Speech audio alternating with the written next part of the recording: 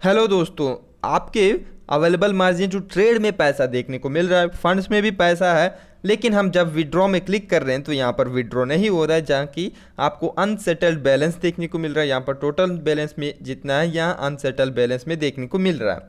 तो एक्चुअली ये कब होता है जनरली, अब कोई आपने स्टॉक को डिलीवरी में बाई किया है, ठीक है, तब उसको बाई करने के बाद क्या हुआ, उसका या तो प्राइस बढ़ गया या तो प्राइस गिर गया।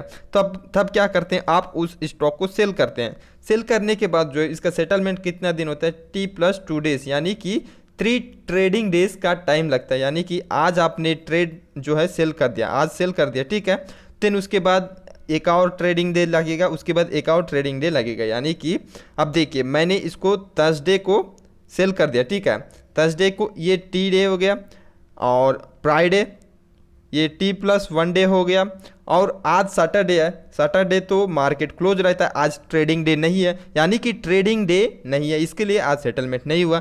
तो जब ये मंडे को क्या होता है, ट्रेडिंग डे ओपन होता है, मार्केट ओपन होता है, तो वो होता है T+2 डे। यानी कि मैंने बेचा कितना, थर्सडे को बेचा, लेकिन मेरे को यहाँ पर 3 दिन के अंदर सेटलमेंट हो जाता है। लेकिन अगर मैं वही वेडनेसडे को सेल कर दिया होता, वेडनेसडे, थर्सडे, फ्राइडे, तो इस दिन में फ्राइडे को मेरे को आ जाता, लेकिन मैं थर्सडे में बेचा हूँ, जिसके वजह से सैटरडे और संडे मार्केट क्लोज रहता है, जिसके वजह से सेटलमेंट नहीं होता है, तो वो मेरे को मंडे को मिलेगा। यानी कि मेरे को विड्रॉ करने के लिए टोटल 5 दिन का टाइम लग रहा है, क्योंकि बीच में सेटलमेंट नहीं होता है, ट्रेडिंग डे ही सेटलमेंट होता है, इसीलिए 2+T डे करके लिखें, 3 ट्रेडिंग डेज लगते हैं।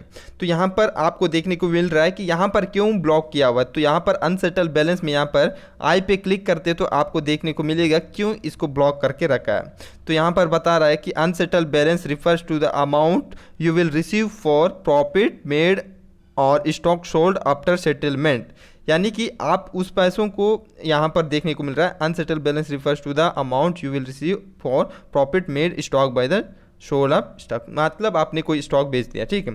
तो यहाँ पर स्टॉक सोल्ड फ्रॉम पोर्टफोलियो, ठीक, for withdrawal amount will be available 2+T day. यहाँ पर आपने को पहले बता दिए T+2 डे होता क्या हमने बताया, ठीक है। For trading 80% amount will be available, आप 80% अमाउंट को आप पैसों को यूज कर सकते हैं ट्रेडिंग के लिए, और 20% जो है ब्लॉक करके रखा जाता है, ठीक है। जिस दिन आप सेल करते हो उस दिन 20% ब्लॉक करके रखा जाता है, ठीक है। देन उसके बाद 80% amount can be used on T day. T day मतलब जिस दिन सेल करते हो उसी दिन आप उसको यूज कर सकते हो। Remaining 20% can be used on T+1 day. T+1 day मतलब आज हमने सेल कर दिया, कल अगर हम चाहे तो उस सारे पैसों को यूज करके ट्रेडिंग कर सकते हैं, ठीक है। देन इसके बाद आपको देखने को मिल रहा है यहाँ पर amount will be available for withdrawal on the next day, ठीक।